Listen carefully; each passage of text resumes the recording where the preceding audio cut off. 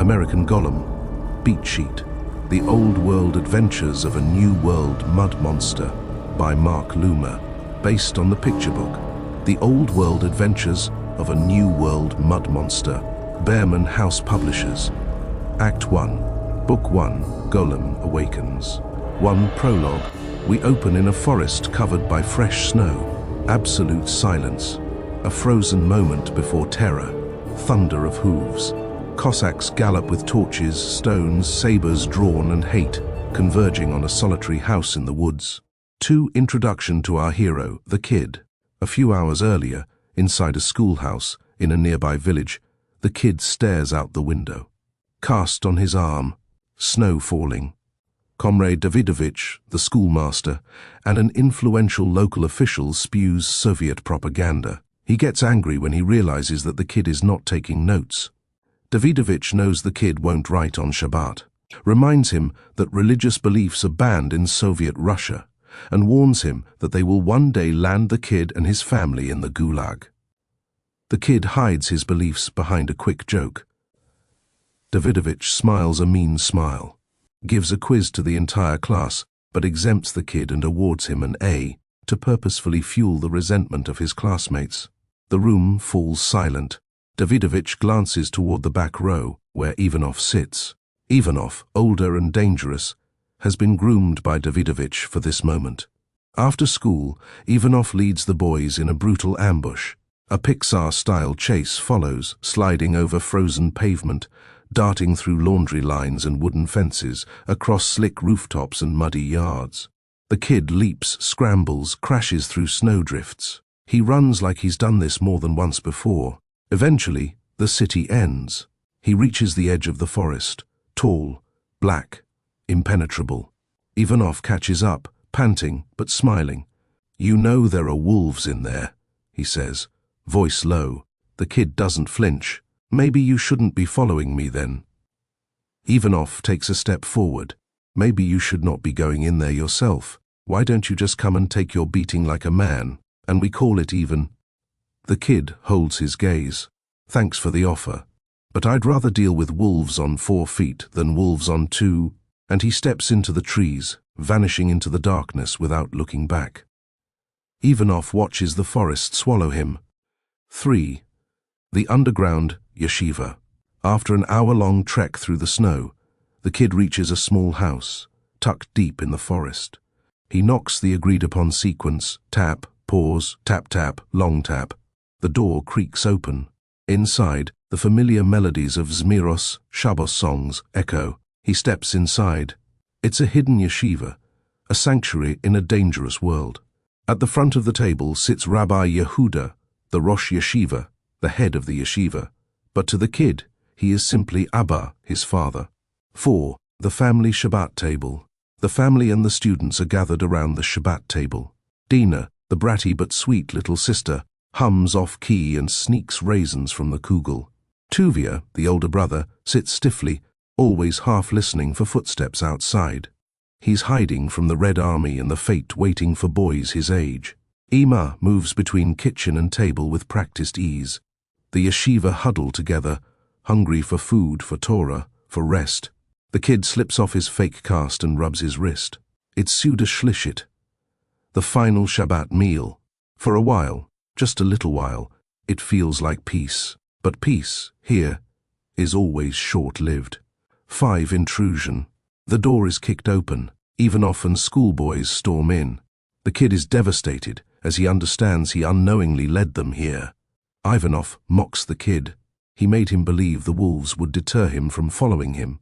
"It's been years since anybody has seen a wolf in this forest. Ha ha ha, your cockiness will be your undoing." The town kids taunt the house's occupants. Polyakov devours the cholent. Good. So this is the stuff that fixes your bones every Monday. Ha ha ha. Ivanov takes note of the illegal place of worship and announces his intention to make a citizen's arrest. 6. Push back. Scuffle. There's a storm of invaders, but they're only kids. Abba and the older yeshiva boys manage to toss them out. But it's only a temporary respite. The yeshiva is compromised.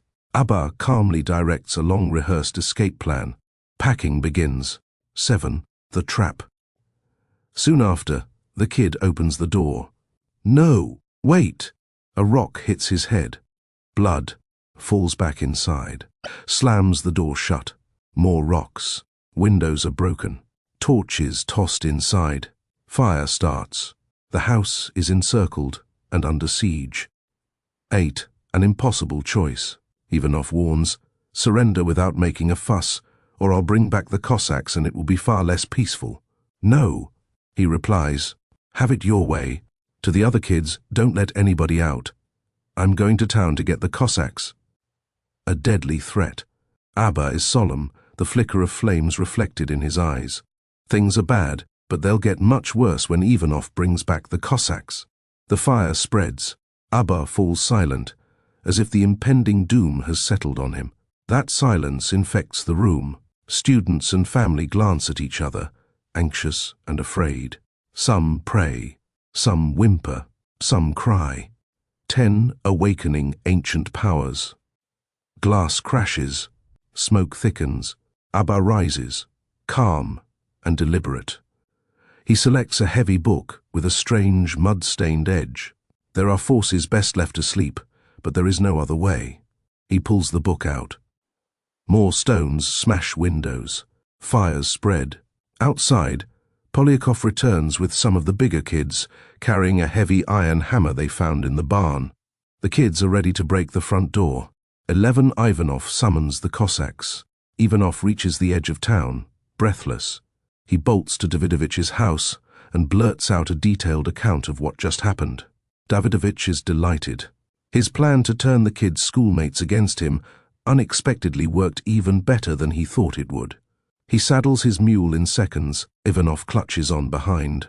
They scurry to the Cossack garrison. Within minutes, sabers are drawn, rifles slung, orders barked. The Cossacks surge into the night. Davidovitch follows on his mule, with Ivanov on the back, holding on for dear life, but nothing would keep him from witnessing the kids' downfall. 12. Letting no one in. Back at the house, Abba commands, block the doors. Throw water on the fires. He pulls aside 2 trusted students. No one comes to the cellar. As they descend, the trapdoor shuts behind them. 13 thrown off their mule. As the Cossacks gallop through the forest, a branch slaps Davidovitch in the face. He and Ivanov tumble into the snow. Their shouts are drowned by the Cossacks' horses' hooves as they gallop away. 14. The eyes of the forest. Crimson dots appear in the trees, wolves. Surrounding them, Ivanov realizes the kid had been right all along. The pack lunges. 15. Making the golem. In the cellar, Abba digs into the mud floor. His assistants follow. The kid, disobeying orders, crawls into the kitchen and spies through a hole in the trapdoor. Abba molds the mud into a crude towering figure. He inscribes amped truth on its forehead, opens a smoke-filled book, some letters missing. He chants ancient words, no movement. He tries again, still nothing. 16 Golem rises, fires rage. The door bursts open. Cossacks storm in, weapons raised. One spots the kid and charges, saber drawn. Before the blade can fall, the trapdoor explodes open. A massive hand launches the attacker across the room. The golem rises, advances, slow, steady, unstoppable. No face, no emotion, no hesitation. Bullets pass through it like mist. Its thudding steps echo. Terror spreads among the Cossacks and the school kids. All the attackers run away for dear life. 17 salvage. Golem returns into the burning house, brings back the Torah, sacred books, valuables and a coffer with their savings. Abba inspects a coffer of coins. Let's go. Where to, Tar? Anywhere but here. Abba leads with confidence. 18. A new protector. The kid watches the golem as he topples trees to make them a pathway ahead. Would it have killed all the Cossacks if you hadn't stopped him? Yes. I'm happy the golem saved us, the kid says, but I feel a little guilty that he hurt people, even evil people, for us. Such contradictions are what the world is made of, Abba says. It says in the Torah that everything has 70 truths. The kid's eyes follow the golem disappearing ahead. 19 screams in the forest. Ivanov dangles from a low branch, clutching it with one trembling hand. Below him, wolves, circling, growling, eyes aglow. Nearby, Davidovitch's bloody clothes are scattered in the snow. Davidovitch himself is nowhere to be seen. But it's not the wolves that make Ivanov scream. It's the massive mud creature, now moving silently through the trees toward him. Eyes wide with terror, he shrieks, "Please, no, no!" 20. Undeserved mercy. The golem gently lifts Ivanov from the tree and places him on solid ground. It turns, placing its massive body between him and the circling wolves. Ivanov, still trembling, stares in disbelief.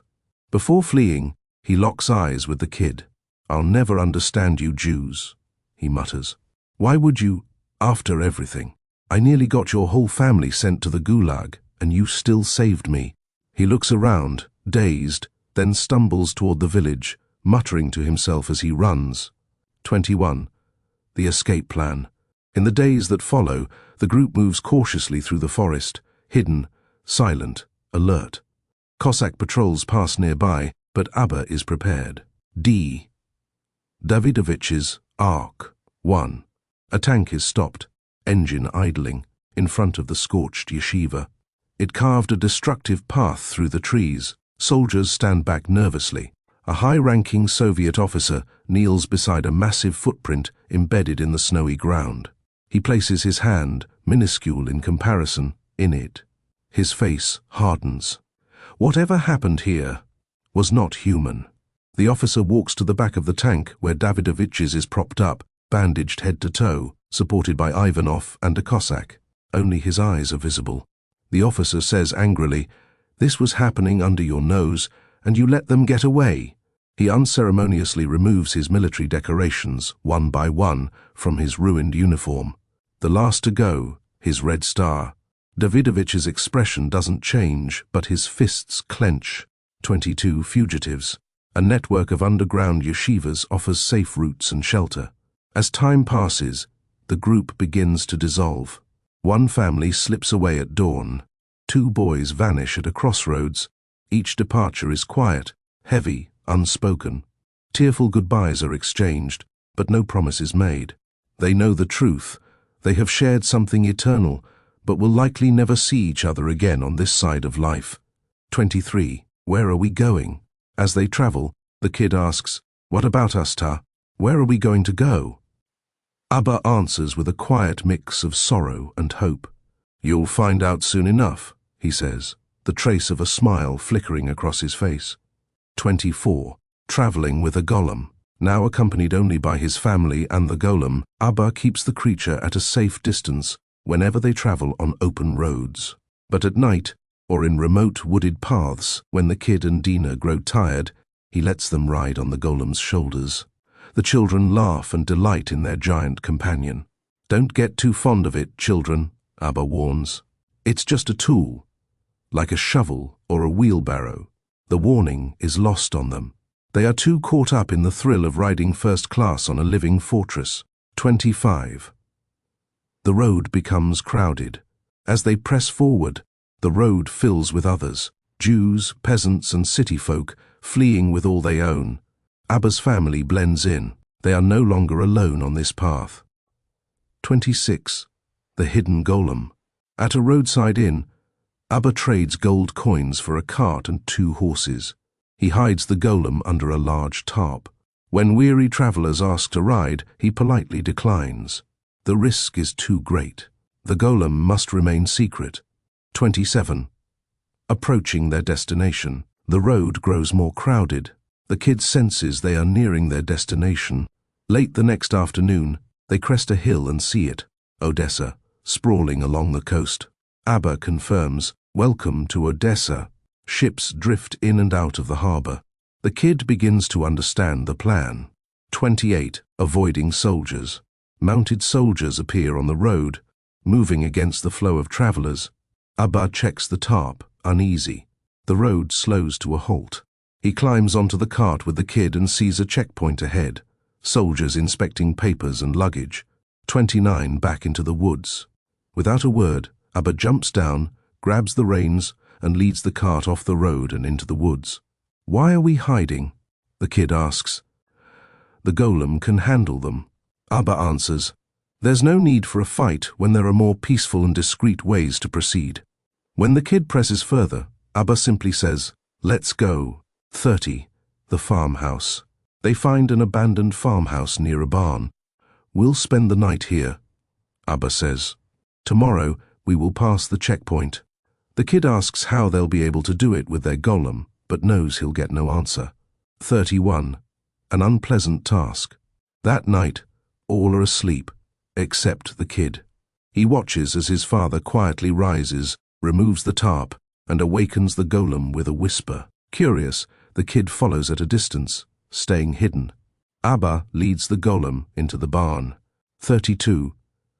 Removing the golem's aleph. From behind a beam, the kid watches. Abba finds a ladder, climbs it, and reaches the golem's forehead. As his thumb approaches the Hebrew word emet, truth, the kid gasps. "No, Ta!" He cries out, but it's too late. Abba erases the aleph. The word becomes met, death. The golem collapses into a pile of mud. Abba barely jumps free in time. 33. A protector without a soul. How could you kill him? The kid yells, tears rising. "He saved our lives." "It," his father corrects gently. "Ait." Abba kneels beside his son. "One cannot kill what was never alive," he explains. "The golem had no soul. It was just a tool. When we were desperate, I begged heaven to let me create it. Hashem showed mercy, but its task is complete. We must now move forward without it." 34. The scar. As his father speaks, the kid touches the spot where the stone struck his head. It's healing, but the mark left behind resembles an aleph, just like the one that had been on the golem's forehead. 35. Letting go.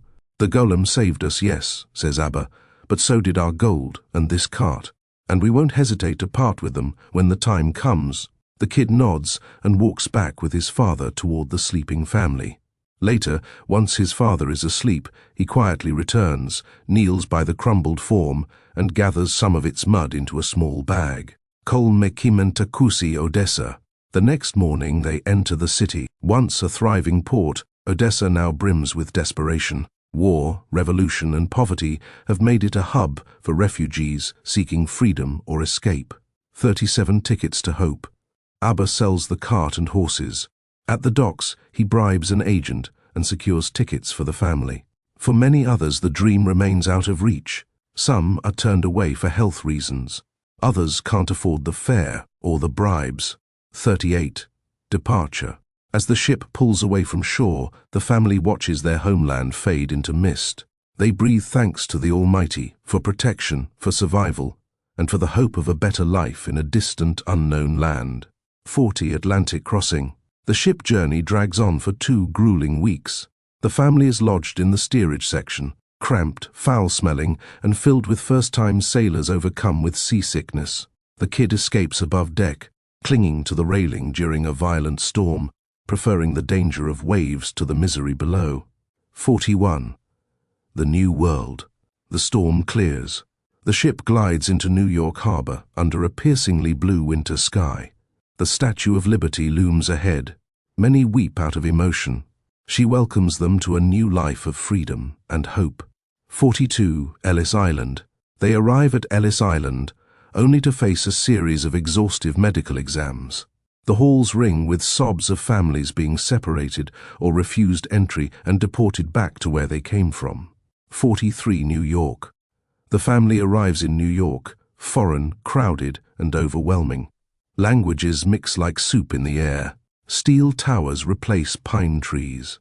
44. Strange New World. They feel overwhelmed. Towering buildings rise on every side. Noise fills the streets. They walk across a massive iron bridge into a quieter, more modest neighborhood. Voices in dozens of languages spill from storefronts and echo all around the city. 45. Their new home. Abba consults a note with an address given to him by a Red Cross volunteer at Ellis Island. "We're here. They climb 4 steep flights. The apartment door is unlocked. A key dangles on a hook. The apartment smells of cabbage, mold, and sweat. Peeling linoleum, mismatched furniture, cracked windows patched with cardboard. A curtain sways over a corner pantry. Cockroaches scatter. The bedrooms hold iron beds, bare bulbs, and chipped paint. They regroup in the living room, eyes wide, breaths short. Gan Eden. Paradise, they exclaim all at once. 46 Shabbos in America. Their first Friday night in the new world arrives. The family gathers and softly sings Shalom Aleichem. There are no Cossacks here. We don't have to sing so low. Slowly, cautiously, their voices grow louder, welcoming the Sabbath angels with full hearts. 47. Unemployed in paradise. The joy is short-lived. Their gold supply runs low. I've seen several synagogues nearby, Abba says. Surely one of them needs a rabbi.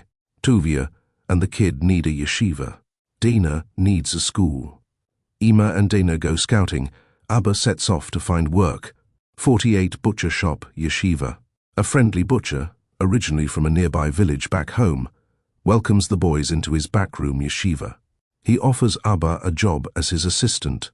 Grateful but resolute, the rabbi thanks him and declines. He is determined to find a rabbinic post.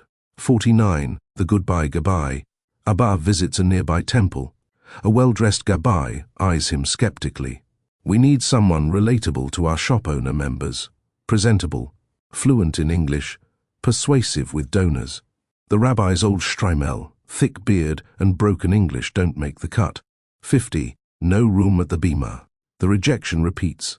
Synagogue after synagogue. Abba sits on a bench, looking heavenward. Hakadosh Baruch Hu, what do you want from me? He realizes, in America, there are as many types of Jews as there are Jews. The small immigrant shtables can't afford a rabbi, and the large, polished congregations don't want a scruffy one like him. He laughs at the irony of fleeing to a land of religious freedom, only to find no place to practice it. Yet, he does not despair. He has seen too many miracles. Hashem lent him the power to create a golem. Now, he is lending a lesson in humility, and for that too, he is grateful. 51 Humble Meat Pie. Friday afternoon. Their second American Shabbos approaches. Abba walks to the butcher shop to pick up his sons.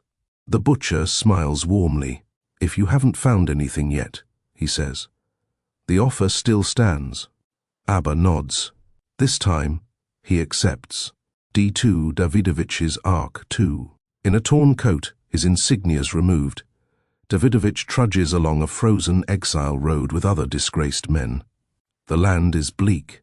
Far in the distance, through the fog and bare trees, the sprawl of Odessa emerges. The port glimmers faintly in the grey light. Columns of smoke rise as dozens of ships drift in and out of the harbour. 52 new challenges. The Maverick Mitts, local Irish legends in the rough-and-tumble world of their neighbourhood street baseball, wear sewer. Lids mark home plate and parked cars double as outfield walls, sprawl across every stair of the front stoop in post-defeat gloom. Still in dirt-smudged uniforms from that morning's game. Butch, 12, the team captain, tries to comfort Connor, 9, sitting with his ankle freshly wrapped, grimacing. Each step is occupied, backs, elbows, cleats, leaving little room for passers-by to place a foot or make it through without stepping over or around them. Inside the building, the kid and Tuvia are heading out. From the lobby, the kid sees the baseball players through the glass-panelled front door blocking the passage to the street. 53. A fierce competition. Miri, 10, sharp-eyed and quick-tongued, bemoans how the ragtag Talians, the team they played that morning, are turning baseball into a street fight. One of their top players ran into Connor cleat first and sprained his ankle. Someday, someone's gonna really get hurt, Shorty, 8, mutters. Microbe, 6, fumes. They turned baseball into a war zone. 54. An old familiar fear. Upstairs, the kid and Tuvia get ready for yeshiva. But as the kid approaches the hallway landing and sees the stoop mob through the glass, he freezes. His hand rises to the scar on his forehead. I forgot something, he mutters. Tuvia offers to wait. The kid insists he go. He watches from the stairwell as Tuvia navigates the gauntlet. The kids barely notice him. Once alone, the kid retreats to a shadowy spot by the rusting mailboxes. He crouches, silent, waiting for the stoop to clear. 55, nowhere to hide. Just as he settles into his hiding spot, the janitor arrives with a cart of mops and buckets. A bald, towering figure with ritual scars etched into his cheeks. He blocks the path. "Hey, kid." "Get," he says, with a thick accent. The kid is trapped. Behind him, the janitor. Ahead, the stoop and the kids. He has no choice. He opens the front door. 56. All eyes. The door slams shut behind him, too loud, followed by a deafening silence. Every head turns. Unlike Tuvia, he's noticed. He calculates the open spaces like a checkerboard. With nervous precision, he hops forward, avoiding stepping on anyone. One careful step, then another. 57. The trap. He's almost made it, until Connor adjusts his bandaged foot with a slight twist and a smirk, purposefully placing it in the kid's path. The kid's foot grazes it. Ah. Connor wails in mock, theatrical agony. Pain. Atrocious, exquisite, unbearable pain. Butch and Miri join the charade. How could you? As if he hadn't suffered enough. Microbe cries. Laughter bubbles up and is hard to contain. They're all in on it. 58 flight. Panic hits. The kid drops everything, books, lunchbox, and leaps over the railing. He lands hard on his knee, but scrambles up and bolts down the street. The kids burst into laughter. "Hey, kid." Butch calls after him. "We were just messing with you." "He really ran," Miri says. "Hey, kid, come back. You forgot your stuff." 59. Aftermath. 10 blocks later, the kid slows down, gasping for air. His chest heaves. He's safe but humiliated. Then in another wave of dread, he left his things behind. Go back? Not a chance. 60 stumbling through the butcher shop. The butcher shop's copper bell rings out as the kid bursts through the door, flustered and late. He slips through the crowd of customers, bumping into a few and drawing irritated looks. Abba, mid-conversation at the register, stops short at the sight of his son, but before he can speak, the kid is gone. Weaving past the glass cases of meats and kugels, the chopping sounds at the deli, and the sizzling kitchen filled with the scent of soup and onions. He slips out the back door, onto a small patio with a bare tree, and hurries toward the modest building at the far end, home to the yeshiva. Inside, the voices of learning boys paired off as Chavruta's study partners grow louder. 61 late arrival. Inside, the sound is deafening. Tables are packed with pairs of boys reviewing Chumash, Chassidus, and Gemara. The kid spots Tuvia and takes his place across from his own Chavruta. Tuvia looks over, puzzled. 62 questions and excuses. What took you so long? Tuvia whispers. The kid mumbles a vague response. Tuvia notices the missing books and lunchbox. Didn't you go upstairs to get something? The kid scrambles to explain, I forgot what I wanted to get, and then I forgot what I didn't forget. Tuvia squints, unconvinced. 63, saved by the bell. Before Tuvia can press further, the rabbi's stern voice cuts in. No chatting during Seder, Rabbasai. The kid exhales, grateful for the interruption. Whatever happens next, he can let it go. The rhythm of learning pulls him in, and for a while at least, he doesn't have to think about the kids from the stoop or the walk home. 64, after class. Where were you? Why were you late? Where are your books? Why are you acting so strange since this morning? Tuvia grills the kid after school. The kid remains silent. Frustrated, Tuvia storms ahead, leaving his brother alone on the walk home. 65. A new ambush. A few blocks from the tenement, a voice calls out, That's what you're looking for. It's Butch, the leader of the Maverick Mitts, holding out the kid's books and lunchbox with mock courtesy. Another chase, but like in the old country, the kid is too fast. He disappears into the streets, bolts up 4 flights of stairs, and slams the door behind him. 66. A stern decision. Night falls. The kid knows he can't outrun them forever. He gloomily reflects on his life so far in the new world. Everybody around him seems happy and has quickly settled in their new surroundings. His siblings chase each other through the streets like they've always belonged, while he's always watching over his shoulder. It didn't even take him long to make new enemies. The city feels too fast, too noisy, too big. It's not just the feeling of isolation that dogs him, it's fear. He reaches for the bottom drawer of the old desk in his room and pulls out the thing he's been hiding, the lump of mud from the old country golem. It's dark and cracked and wrapped in brown paper. He then tiptoes into his father's study, up to the grand bookcase. There it is, a thick, ancient volume bound in flaking leather. He pulls it with reverence and care, like he's handling something that might bite. Inside, the instructions. How to make a golem. 67. Sculpting a golem. Nobody sees him leave. Nobody notices the small, hunched figure disappearing under the abandoned bridge on the muddy banks of the Hudson. He unfolds the brown paper. The old mud glistens, dark and ancient. To make the golem really big, bigger than anything the old country had ever seen, he scoops fresh, wet mud from the banks of the Hudson River and mixes it with the old country mud, kneading the two together with trembling hands. The mud is cold, thick, alive with worms and river's stench, but it holds. He opens the book and begins sculpting. Slowly, deliberately, he follows each step with reverence, fingers blackened to the wrists. His breath fogs the chilly air as he works, mumbling half-remembered incantations.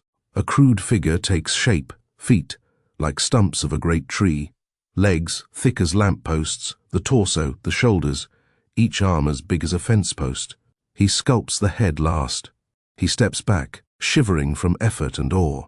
Then, slowly, carefully, he writes 3 Hebrew letters across the brow. Aleph, Mem, Tav, Emet. Truth! The word pulses in the still air like a drumbeat. The golem stirs, 68 sneaking in on the kid. He's so focused, he doesn't hear the crunch of footsteps approaching. The maverick mitts.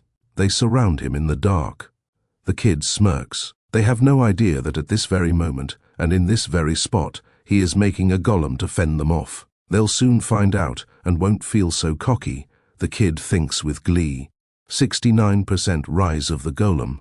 Butch sneers. What's so funny? As an answer, the golem rises behind him. Slowly, massive, deliberate. A hush falls over the kids. They hide behind each other, like a Matryoshka doll. Butch, the tallest, opens his mouth to scream, but before he can, Golem picks him up without an effort, and Miri, the next tallest, is suddenly up front. Butch thrashes, but it's useless. The kid sneers. No fun, huh? Maybe now you'll think twice before bullying people. The golem raises his massive fist, turning it this way and that, as if trying to calculate the best angle to strike, but hesitates. Maybe because he is new in the monster business, he lacks practice. Or maybe because even the meanest monster knows it's just plain wrong to hurt a kid. Seeing this, Butch regains hope that he will live to admire another sunrise over the Brooklyn Bridge. Bullying? Butch asks with exaggerated indignation. What do you call chasing people around with sticks and stones? You don't think I've seen enough of that where I come from? The kid replies. Miri steps forward. Okay, yeah. The prank went a little bit too far, she says, hands slightly raised. Sorry about that, but we were going to give your stuff back. We even wanted to ask if you'd join our baseball team, especially after we saw how fast you run. The kid is disarmed. Her voice and her smile hit something deep inside. He looks at her, startled, sneers fading, smiling back at her. He imagines a world of possibilities, a team, friends, laughter, someone saving him a spot on the bench. But before he can say anything, Microbe's tiny figure pops out from behind Miri. He scoffs, loud and bitter, yeah? Well, go play baseball with your golem. Just like that. It's over. The kid's smile vanishes. Miri says nothing. She just looks at him, maybe a flicker of regret, maybe not, and turns to leave with the rest. The kid lowers his head, ashamed. With a quiet nod, he signals the golem. The creature gently sets Butch down, then follows its creator into the shadows. 70. Shame. The kid is alone again, back in his world of mistrust and fear. More alone than he's ever been. They just wanted to play. He feels terrible, truly terrible. He built a golem to protect himself against bullies, and it turns out he's the one being the bully, unleashing a terrifying creature on a bunch of regular kids who only wanted to share their favorite game with him. He walks through the streets with the golem clomping behind him like a giant toddler in work boots. The kid doesn't stop until his lungs burn. He bends over, hands on his knees, staring down at the river that gave him the mud. "What have I done?" he whispers. He keeps walking until they reach an empty lot. Quiet. Hidden. Perfect. He stops and turns to the golem. "Poor creature," he says softly. "I made you for nothing. A golem with nobody to protect is useless. And a useless golem has to be destroyed." 71. No returns for golems. He reaches up to the golem's forehead, where the word Emet, truth, is written in sacred letters. If he erases the first letter, the word becomes Met. Death! The golem will turn back into a pile of river mud. But before he can do it, before his finger reaches the first letter, the golem steps back and bumps the kid with his giant arm. The kid stumbles, surprised. "Oops." "Sorry, boss," the golem says.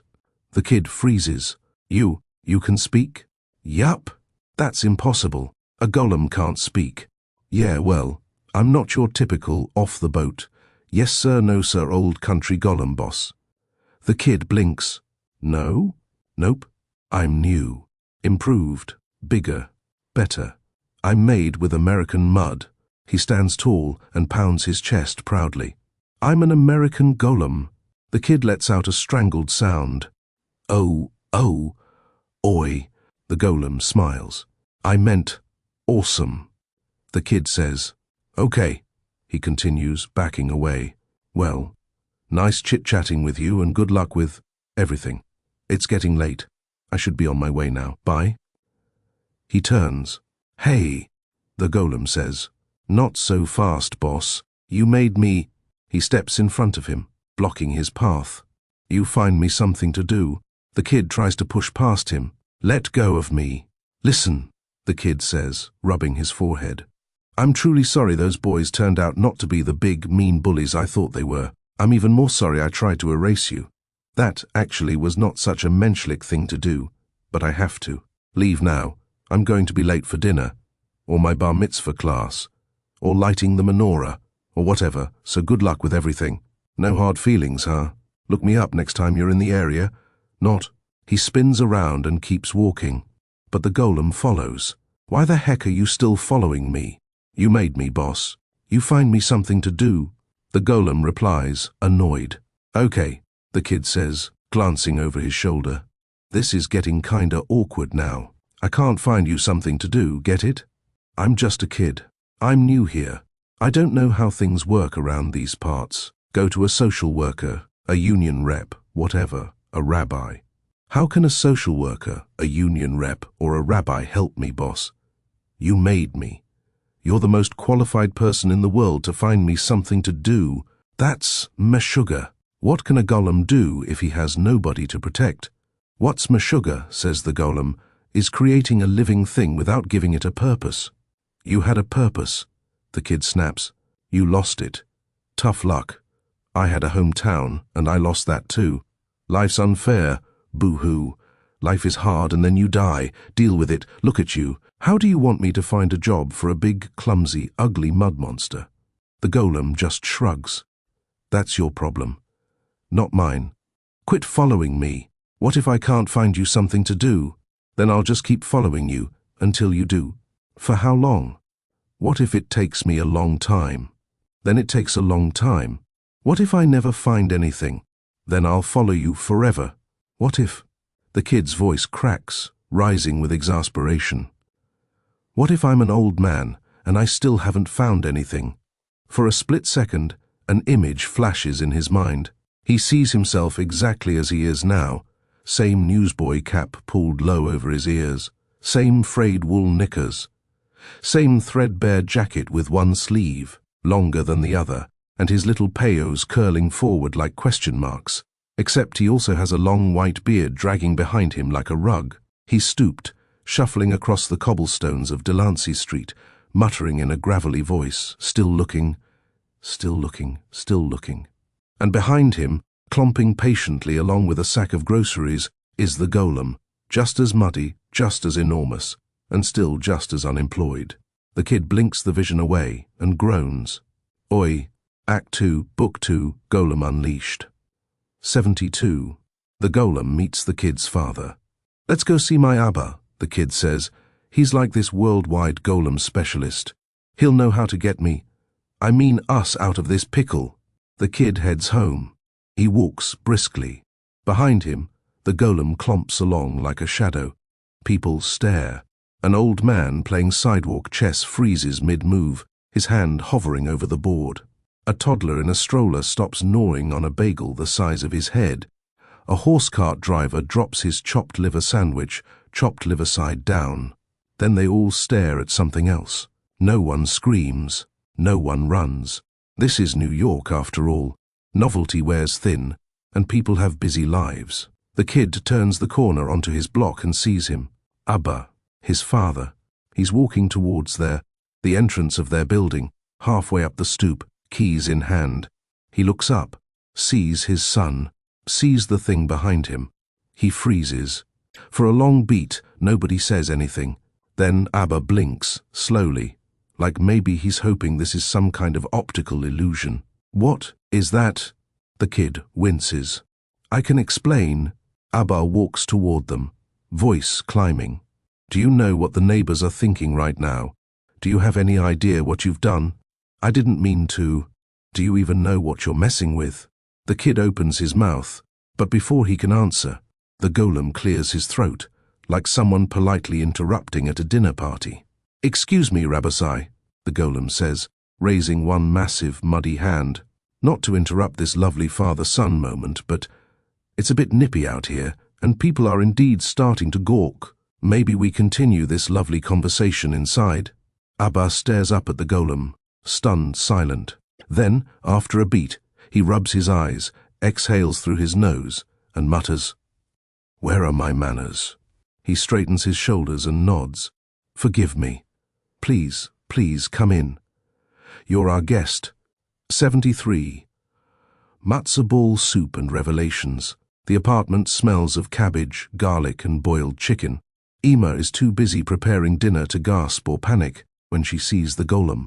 She simply looks up from the stove, takes in the three of them, and says, "Sit, sit. You're putting mud everywhere, and you look like you need something warm." She places 3 steaming bowls of soup on a tray. "I hope you like matzo ball soup," she says to the Golem. "I don't know," the Golem replies. "I've never had any. Actually, I've never had anything. I was born an hour ago. Mazel tov," Ima says, without missing a beat, though she isn't entirely sure that's the right thing to say to a newly born Golem. But it'll have to do. You can't exactly ask about the Brit, can you? She places a bowl in front of each of them. The Golem picks up his spoon and digs in. Slurp, slurp. But then he glances up and notices the other two, frozen, bowls untouched, mouths slightly open, just staring at him. "Please, Rabosai. Slurp, slurp. Eat. It's going to get cold. And stop staring. It's not polite, and it's making me self-conscious." He takes a slow, deliberate sip. His entire muddy body lets out something between a sigh and a squelch. They sit in silence for a moment. Father, son, and freshly animated Golem. "I understand, slurp, slurp, how all this must come as a surprise," the Golem continues. "A talking Golem, oi gewalt, eating matzo ball soup on your kitchen table." He points his spoon at them like at Exhibit A. In the old country, Junior here would have created his Golem to scare off his bullies, and once the mission was complete, poof, just turn him back into a lump of mud. "Well, slurp, this is America, Rabosai, and things are just a little itty-bitty different here." Abba leans down towards the kid and discreetly asks, "What kind of mud did you use?" Tiny beads of sweat appear on the kid's forehead. "Back in the barn, in the old country," Abba continues, "I knew you had snuck some mud out. You know, after I erased our old Golem. I didn't say anything because I thought, maybe he wants a souvenir. But now, don't tell me you added..." American mud? If this was an animated show, at this point, the words would be emphasized by an echo chamber sound effect, mud, mud, mud. That will translate visually in the graphic novel form. The kid gives a tiny, guilty nod. A fully formed drip of sweat now rolls down the kid's temple. I know this must be a surprise, the golem says as he gently sets the spoon. But here, you don't just toss someone back into the river when you're done with them, even if they're made of mud and don't have a soul, and just saying, I have feelings, I have thoughts, I have dreams. Abba closes his eyes. The golem leans forward. I just want to find something I'm good at. Is that too much to ask?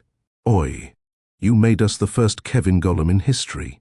Who brings someone into this world, the golem continues, in a crazy world from the little I've seen of it so far, without giving them a goal? You made me find me a purpose. Abba whistles. Deep. Then, turning to the kid, he's actually making a lot of sense. What should we do, Abba? The kid asks, lips quivering. Sorry. Come again? Abba asks. It's actually interesting you would ask. I'm sorry to say, but this one is on you, my son. It's your responsibility. The kid sighs. Not to mention, I have no time right now. The shop is busier than ever. The golem turns to the kid. So, what now, boss? 74. An idea. The kid's ears perk up. Shop? Store? Work? Click. A light bulb goes off in his head. He straightens up in his chair, eyes wide. That's it. He whirls to face the golem. How about a job? Abba blinks. The golem blinks. Even Ima pauses mid-stir. Abba, the kid says, pointing a dramatic finger, didn't you say that in America a person's job gives them their meaning in life? Abba looks at his son with a mix of pride and deep concern. I might have said something like that. I also said not to eat kugel after sundown, so? The kid is already on a roll. You said that in America people are like, work gives you dignity, responsibility, purpose. Did I? I think I know where this is going. Abba replies, concerned. The golem leans forward. So, what are you saying, boss? I'm saying, the kid announces, arms spread wide, Hashem rules the world. That's what I'm saying. You're looking for a new butcher's apprentice, and my golem is looking for a job. My new butcher's apprentice? Abba said, dubious. It's like in the story of the Akedah Yitzchak, binding of Isaac. The kid continued, the ram came before, the solution before the problem. He's made of mud. He won't be squeamish about cutting meat. He won't faint at the sight of a liver. He's not afraid of bones. He doesn't complain. He has no union. Hey, the golem interrupts. Let's not rule out a union. Now, it's Abba's forehead that begins to collect beads of sweat. 75 Glattgate uppens. The next morning, the golem shows up 10 minutes early. Paper apron. Hairnet that does absolutely nothing. Giant butcher's hat perched jauntily on his muddy head. He is ready. The customers are not. Within minutes, the quiet line outside erupts into chaos, screams, pointing, and one woman fainting clean into a crate of herring. Inside, the golem is locked in mortal combat with a brisket, as if it insulted his mother. Meat flies, bones fly, labels fly. Pastrami slices whiz through the air like shuriken, slapping unsuspecting customers with deadly precision. One nearly takes out the mashgiach kashrut supervisor. The kid watches from the swinging back door, eyes wide. So, he says, as they slip out the side, that didn't go great. The golem wipes his hands on the sidewalk. Yeah. Bit of a rough cut. The kid pats his muddy arm. Next, they disappear into the streets of Brooklyn, the kid and his golem, back at searching for a purpose. And Abba's missing meat cleaver that nobody saw flying into a pickle barrel. 76, beam me down. They soon spot a help-wanted sign at a skyscraper construction site. The kid figures a golem sure won't be scared of heights. Unfortunately, the moment he steps onto the site, the other workers panic as the high beam they're sitting on for their lunch break begins to sway wildly, hundreds of feet in the air. The foreman promptly fires him. 77, your friendly neighborhood golem, back on the street once more. Suddenly, screams ring out. Help! Thief! It's coming from that alley, the kid says. Let's go. He dashes toward the alley, the golem close behind. A thief sprints out, clutching a purse just snatched from a terrified young woman. Golem, stop him. The kid shouts. The golem reaches out and pinches the thief by the back of his shirt, between thumb and forefinger. He lifts him so fast the poor guy keeps sprinting in the air for a moment before realizing that his feet and the ground are no longer connected. Then the golem shakes him like a lulav until the purse drops from his hands. That's it, the kid exclaims. This city needs a superhero. 78 not-so-superheroes. But as the golem lumbers toward the woman to return her purse, she screams even louder at his scary appearance. Hold your horses, old sport, booms a baritone voice from above. A flash of white and blue drops into the alley, muscles, chin, cape and all. Captain Swell, the woman gasps, blushing and clapping her hands. He flashes a grin so bright it practically blinds the kid. Thank you, he says smoothly, then turns to the golem. Say, old sport, this city's already packed with superheroes. It needs another one like I need another cleft chin. Just then, a gust of wind heralds the arrival of a caped figure, gliding stiffly to the ground. He wears faded maroon tights, orthopedic boots, and a utility belt loaded with ointments and hard candies. His emblem, a frowning mask over crossed arms. It's the Crimson Kvetch. You got that right, he grumbles, pointing a crooked finger at Captain Swell. Actually, according to union regulations, you can't operate in this sector either. Captain Swell rolls his eyes. Shocks. Not this one, and his Fabisana Punim again. Before anyone can respond, another figure swoops in, peddling a battered city bike retrofitted with garbage can lid wings. A pigeon perches on one shoulder and a pretzel dangles from the other hand. It's the Flatbush Flyer. Midtown's neutral turf, he shouts. I patrol here Tuesdays, Thursdays and every other Yom Tov. Don't make me call dispatch. Then, crashing down from a rooftop in a blur of deli napkins and bodega receipts, comes the tempest of Yonkers, leather trench coat flapping, hair like a lightning storm, and a portable espresso machine strapped to her hip. Oh, please, she snaps. This is my sector, been mine since the hot dog cart heist of 1896. The alley erupts in a superhero turf war, kvetching, bickering, and napkin map consultations. The kid and the golem exchange a look. While they argue, Captain Swell casually strolls to a nearby newsstand, snatches a comic book, and flips it open with dramatic flair. So, there's that, he says, gesturing vaguely toward the chaos, plus your whole mud gimmick.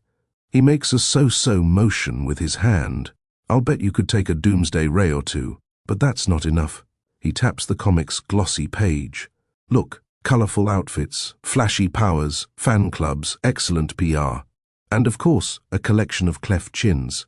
That's what it takes to be a real superhero. 79 Golem, supervillain, a splash page moment. He smirks.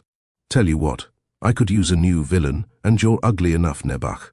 What do you say, Mudman? The Clay Calamity? Knock over a few banks? Kidnap a damsel or two?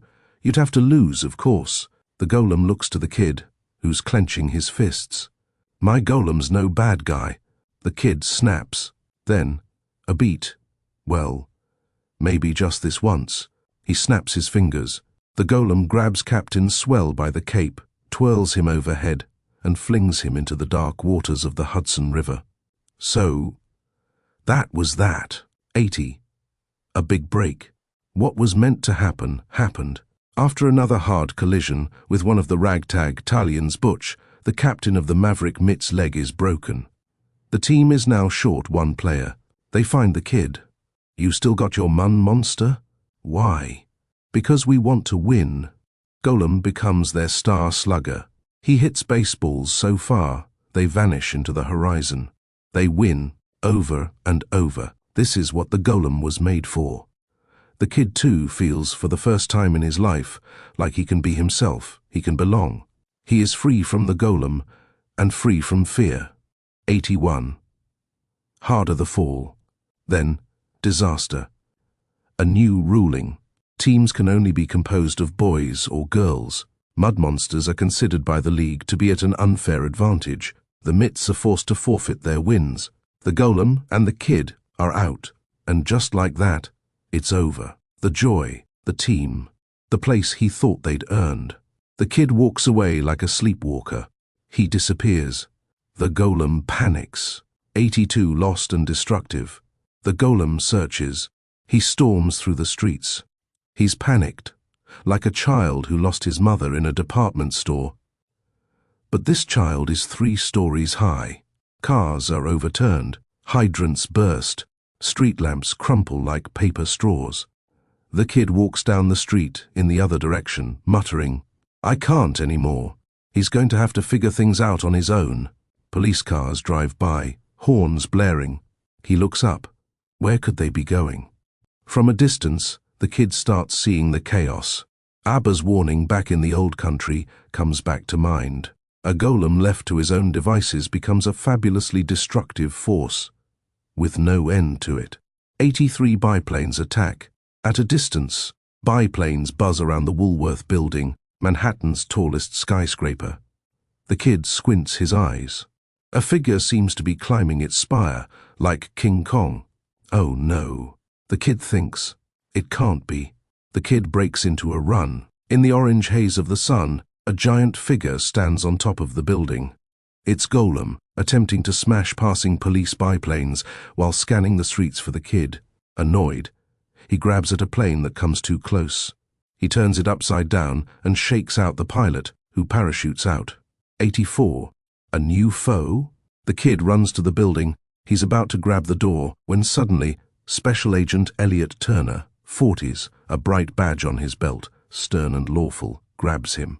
"Do you know that mud monster, son?" The Kid looks at the man in shock. "What?" Agent Turner looks at the Kid. "Don't what me. All these other people are running away, and you're running toward the building. That's unusual. I have an eye for the unusual. I think you and that creature have met before." Agent Turner pulls handcuffs from his belt. But as he does, the pilot parachutes over them. In the fracas beneath the parachute, the Kid emerges and runs into the building. Agent Turner emerges with his hand cuffed to a very confused pilot. 85 running from the police. The Kid bursts through a rooftop hatch. Golem spots him and lights up. Just like that, the rage melts away. "Why did you leave me?" Golem asks. The Kid shakes his head. "We'll talk later. Right now, we've got a skadoodle." But before they can move, Agent Turner climbs up after them. He flashes his badge. "You're under arrest," he says to the Kid. Then, turning to Golem, "You too." Golem looks at the Kid, confused. The Kid steps forward, pleading. He can't go to jail. He's like a child. He doesn't know any better. Turner shrugs. Law's the law. Mud monsters can't just go scrambling around New York without permits and such. As he reaches for his cuffs, Golem scoops up the Kid, plops him on his shoulders, and leaps from the rooftop. The Kid screams all the way down. Turner rushes to the parapet.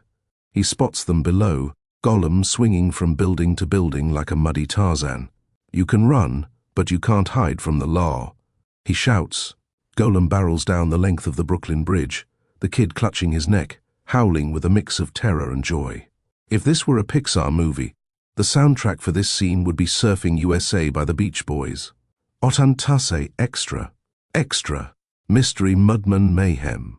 The image, now frozen, is a grainy black and white picture on the front page of a newspaper, waved by a newsboy on a busy Brooklyn corner. Extra, extra. Read all about it. Mystery Mudman Mayhem in the meatpacking district. Monster or hoax? Extra, extra. Read all about it. 87 chaos over the city. Abba stands peering at the chaos unfolding out the window. Sirens wailing, smoke curling into the sky. He squints. What has he done? Ima, calm as ever, pulls a tray of fresh challah from the oven. The golden loaves glisten in the warm kitchen light. "Give our boyshelik a break," she says, placing the tray on the counter. "He's just trying to adapt. Like the rest of us." 88, farewell. There's a knock at the kitchen window, 4 stories up. Ima wipes her hands on her apron and walks over, peering through the curtain. It's the Kid. He's floating outside, as if he was in levitation, coat ruffling in the breeze. He gives a small wave. "Hi, Ema," he says. She frowns, annoyed. What happened to coming in through the door? Then we shift, outside, across the alley. From a neighbor's rooftop view. The kid isn't floating. He's perched on the massive mud hand of the golem, who lifts him like a human elevator. "Sorry, Ema." The kid says, "Anyway, I have to go away for a bit." Abba appears beside her. She hands the kid 2 warm challahs wrapped in a towel and a small bottle of grape juice. "For Shabbos," she says, pressing them into his arms. Abba hands him a worn-out siddur. They hug across the frame, awkward, tight, and teary. Then, the golem begins to lower him down. Ema leans out the window, voice echoing down the street. "You better not come back with crumbs and sand in your pockets." 89 along the tracks. The kid and the golem walk along the train tracks, the city shrinking behind them, distant fires still flickering on the horizon.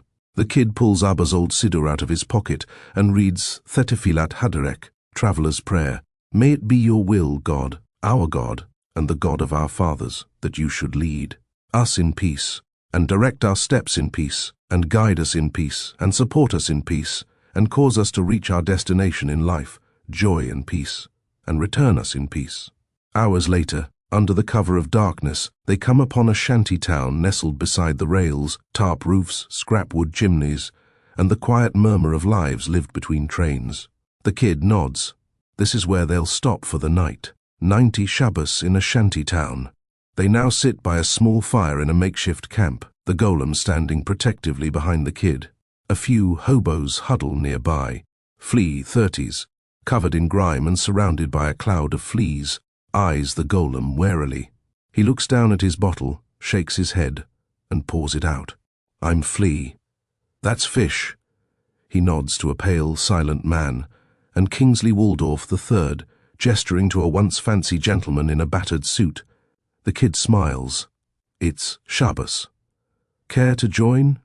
They nod. The kid begins singing softly, "Shalom Aleichem." Later, the kid curls up beside the flames and drifts off to sleep. The golem stays watchful, still as stone. D3 Davidovich's Ark 3.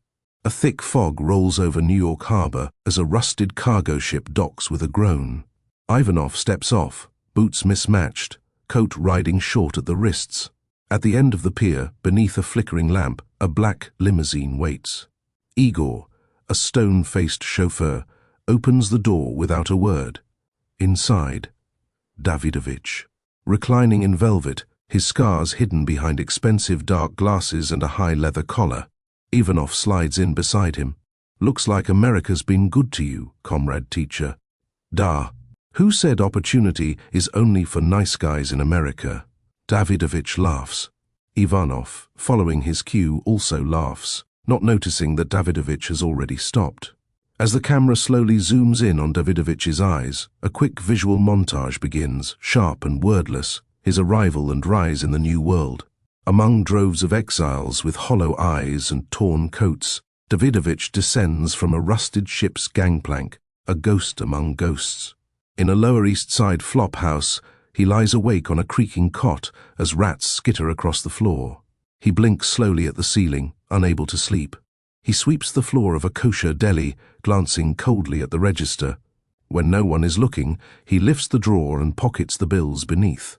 Later, selling hooch on a folding table, he nods toward a rival vendor's stall. An assistant in a torn Russian uniform limps over and sets it on fire. Davidovich ends the day with a wad of bills. That same wad is now on the floor of a smoky backroom, thick with vodka fumes and cigarette ash. Davidovich rakes in a huge pile of crumpled dollars and rubles after winning another round of Kosti, the Russian game of dice played with bones. The dice clatter under the hungry stares of low-level mobsters, some still in torn Soviet uniforms, like ghosts who never made it home. Later, dressed in tailored black, Davidovich peels bills from a thick roll and slips them to a cop on the night shift. The cop nods and looks the other way as Davidovich's crew smashes the glass of a jewelry store across the street. Davidovich walks into a private club, flanked by two bruisers. Inside, The same cop, now on his payroll, hands him a crumpled poster. Back in the limo, Davidovich turns to Ivanov with a gaze that freezes his blood. Ivanov stops laughing instantly. "I didn't bring you all the way from the old country to chit-chat. Have a look at this." He hands Ivanov a wrinkled wanted poster featuring the picture of a muddy boy and another of a hulking clay-faced creature. Ivanov's eyes widen. He's here? 92, train hopping. After Shabbos, the kid and the Golem's new companions introduce them to the secret art of train hopping, taught in a fast-paced Pixar-style montage. A scene where Flea teaches that when you jump off a moving train, you have to roll is shot, like if they were paratroopers learning how to jump out of a plane. As a freight train begins to rumble out of the yard, Flea and the others sprint alongside it and leap aboard with practiced ease. The kid tries to copy them, but the train's moving faster than expected. Without hesitation, the Golem scoops him up and hurls him into an open boxcar like a sack of potatoes. The kid lands with a grunt. Then the Golem leaps in after him with a thunderous thud. The entire train jolts. From a nearby rail tower, a lone railway official spots them boarding. He reaches for the phone. 93 hot on their trail. Agent Turner walks along the tracks with the railway official. Agent Turner looks at a giant footprint covered in mud. He bends down, swipes a finger in the track, tastes it. "Golem," he says. The official shakes his head in disgust. A photographer snaps a shot of the footprint. "Where does this go?" he asks. The manager says it's going through Pittsburgh, with stops in Wilmerding and then down south. Agent Turner's eyes narrow. 94 is extra. Extra. Mystery Mudman still at large. On a busy Brooklyn corner, a newsboy waves the evening paper. The front page displays a grainy photo of Inspector Turner kneeling next to the Golem's giant footprint. The newsboy shouts, "Extra, extra, read all about it. Mystery Mudman still at large. Extra, extra, read all about it. 95 big country. Fish cooks up a foul-smelling stew over a small tin stove." Mr. Waldorf leans back against a crate and launches into another tale from his former life as a millionaire. Imported cigars, satin sheets, a bath drawn by servants named after Shakespearean characters. The kid gazes out the open boxcar door. The landscape blurs past, rolling fields, distant mountains, tiny towns flickering like fireflies in the dusk. "It's so big," he murmurs. "Where are we even going?" Waldorf straightens his collar with theatrical elegance. "Come with us to Wilmerding," he says grandly. "Home to my good friends the Westinghouses. They have factories down there, always looking for workers. I'm sure your Golem will find a job." Fish nods, smiling gently. "Don't worry, kid. You'll find what you're looking for. Remember, the road to success is paved with failure." Waldorf waves a hand. "I can attest to that. And as an entrepreneur, I can also say the road to failure is paved with failure too." The words land hard. Fish shoots Waldorf a sharp look. "That didn't help." Waldorf shrugs, embarrassed. "Sorry. I'm sure we'll find something in Wilmerding." The kid's eyes drift back to the land, rolling by in silence, unsure if this train is helping him chase something, or mostly run from something else. Both, undoubtedly. 96 job line in Wilmerding. The boxcar jerks. The landscape slows. Trees give way to coal-streaked rooftops, smokestacks and sagging fences. A rusted sign flashes by, Wilmerding. The train comes to a halt beside a soot-covered platform. They hop off the train in Wilmerding, soot-streaked but eager. Before long, they're standing in a work line outside a factory. A voice calls out from the gate, "We're done hiring for the day." The line groans.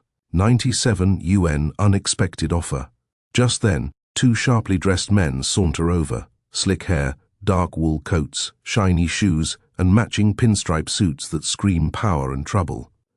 One of them sizes up the Golem. "Hey, big guy. Re-interested in a little work? Protection?" The kid's face lights up. "That's exactly what my Golem was created for. You're hired." The kid turns back to Flea, Fish, and Kingsley Waldorf III. "Thanks for everything," he says. Kingsley bows with a flourish. Should you require future references, I am, unfortunately, available. The kid smirks. After emotional hugs goodbye, he and the golem follow the men down a narrow alley. 98% easy money. They arrive at a loading area where a crew is unloading crates of bootleg hooch. The golem eyes the stack. Should I carry them? I could do it all in one trip. The men laugh. No, that's not your job. Just stand there and make sure no one touches the goods. You're here for protection. The golem nods, plants his feet, and stands still as stone. When the job's done, they hand the kid a thick wad of dirty cash. He stares at it. We get paid this much for doing nothing. 99 protection, do's and don'ts. One of the men claps him on the back. Now for a more specialized kind of protection, they head to a corner store. Inside, an old shopkeeper stands behind the counter, nervously wringing his hands. We're here for our protection money, one of the men says. You got it? The kid and the golem look at each other, startled. I need more time. The shopkeeper pleads. Business has been slow, and my grandson's been sick. The kid glances around. The store is empty. Who exactly does the golem need to protect him from? He asks. In lieu of an answer, one of the men knocks a full shelf of soda bottles to the ground. Glass shatters. Fizzy syrup explodes across the floor. The old man flinches, shielding himself with shaking hands. The kid freezes. The lead man turns to the golem with a smirk. Watch and learn. Next time, use the one doing this stuff. 100% offering protection from protection. The kid looks at the golem. You don't need me to tell you anymore, do you? The golem looks down at the broken glass, at the frightened old man, at the boy hiding behind the counter. Then, wham! With a single swing, the golem scoops up both men like rag dolls. The double doors burst open with a thunderous crash as he hurls them through them. The two men sail across the street and slam into a brick wall, crumpling to the ground in a heap. The kid steps outside, crosses the street slowly. He stands over them. The next time you bother that family, he says, calm but firm, my golem won't just give you a small itty-bitty push like that. He tosses the dirty bills at them, then he turns and walks back toward the golem stands, silent and ready. 101 enemies getting closer. A low rumble breaks the evening calm. Headlights pierce the dusk. 3 black cars roll in. Men in black coats step out. The final car door opens. Davidovich steps out. His cane taps the ground. He pauses and lifts his head, sniffing the air like a wolf tracking blood. They were here, he growls. Yes, nods Ivanov, already at his side. Our men are getting patched up. Davidovich's eyes narrow. So, let's hear what they have to say. 102 terrified terrorizers. Inside a seedy motel room, 2 bruised and battered mobsters sit hunched on the edge of their beds, shivering. One clutches a raw steak to his black eye. The other breathes heavily, his ribs taped in gauze. The door creaks open. Davidovich enters with Ivanov and a half-dozen silent enforcers. The mobsters flinch. They start talking fast, nearly in tears. It wasn't our fault, boss, I swear. It didn't even speak, it just looked at us. And then this thing, this monster, picks us up like feathers and throws us like we were garbage. The one with the broken ribs chimes in, his voice cracking. I've done collections my entire life, seen guys go nuts, pull knives, baseball bats, but this? This wasn't normal, boss. That thing, it was like something out of a nightmare. 103, the golem laughs. The kid rides high on the golem's shoulders, legs dangling, arms resting across the lumpy crown of his head. It's dark now. They're walking down a narrow dirt road between 2 rows of towering cornfields, the stalks blocking out everything but the moon. It was probably a good idea not to collect dust back there, the kid says, and skip town before those guys' buddies showed up. Suddenly the kid lets out a sharp laugh. The golem glances up, intrigued. All good, boss? Did you see their faces when they went airborne? The kid asks. The golem starts to shake. At first it's just a twitch, then a full-body tremor that ripples through him in odd jerky pulses. Hey, the kid says, almost losing his balance. Overtaken by the golem's shakies, The kid's voice stutters with every jolt. Ah. What's happening? And then it dawns on him. The golem is laughing. The realization, combined with the shakies and the overall absurdity of their situation, makes the kid laugh even harder. He grabs onto the golem's head for balance. Look at us. Left the old country to stop running, and what do? I make a go, golem. And now we're fugitives, destroying stuff, knocking people out of doorways, scaring the living daylights out of everybody, punching airplanes out of the sky. We're like a traveling natural disaster. He wipes his eyes. Note to self, next time I've got a beef with a potential bully, maybe just write a strongly worded letter. This makes the kid laugh harder, while the golem's shakies are now a 10 on the Richter scale. 104 ambush. Suddenly, headlights slicing through the night. An engine hums low, then cuts. Car doors creak open. The golem and the kid leap to opposite sides of the road, crashing into the corn. The tall stalks swallow them whole. Silence. Then, footsteps. Low voices. Russian. A flashlight snaps on.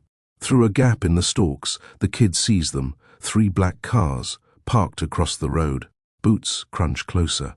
A wide beam cuts through the corn beside him, then swings away. He exhales, relieved, until a hand clamps around his collar and yanks him into the open. He twists, kicks, but the grip is iron, one of Ivanov and Davidovich's goons. Then Ivanov steps into view, towering, pale hate-filled eyes gleaming under his black hat. "You," the kid breathes. From the shadows, another menacing figure. Davidovich. No, this can't be real," the kid mutters. "You're here too?" His stomach turns. This is a nightmare. Across the road, the corn shakes. The golem rises. Massive, silent, fists clenched. The goon yanks the kid into a headlock, presses a knife to his neck. "Tell him to stop," the man growls. "Or you bleed." The kid's voice cracks. "Golem, stop, don't move." The golem freezes. Suddenly, sirens. Red and blue lights streak the night sky. Tires screech. Car doors open. A bullhorn barks. It's Turner. Federal agents, hands where we can see 'em. Tommy guns blaze, spitting fire in short bursts. Muzzle flashes strobe the cornfield. Davidovich's men scatter. Under the cover of gunfire, the kid is hurled into one of the black cars. Ivanov steps in, followed by Davidovich. He leans close to the kid, voice low but sharp. "If your monster wants to see you alive again," he says, "he'll come to Red Hook Warehouse on Pier 41 in Brooklyn in a week at midnight." The kid stares at him, eyes wide. Nods. He twists toward the golem. "Did you hear that? Red Hook Warehouse on Pier 41 in Brooklyn. But until then, listen to me, don't panic, don't destroy anything. Abba always says that Hashem never sends you a test you can't handle. You can do this. I have faith in you." The door slams. Tires spin. The car takes off while the others block their escape. 105 kidnappers escape. After the car with the kidnapped kid disappears, the golem turns to the remaining mobsters.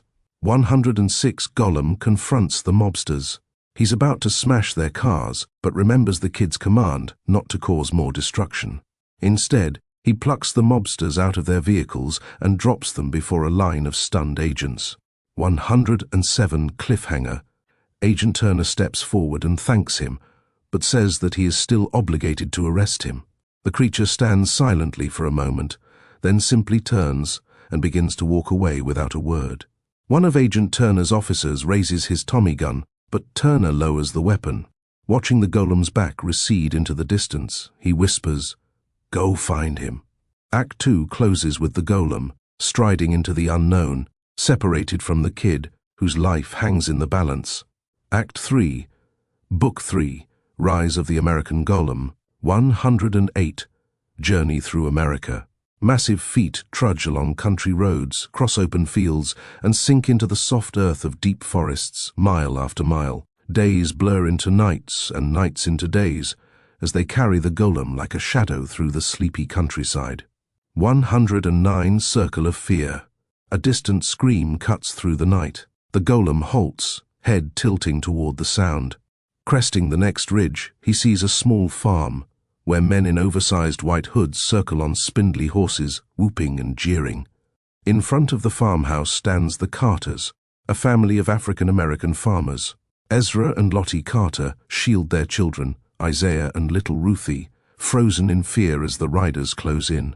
The golem steps into the yard, his enormous shadow sliding over the riders. 110 like in the old country, cross-cut with Cossacks circling the hidden yeshiva and the clan circling the farmhouse. 111 spinning fury. The golem plants one massive foot down.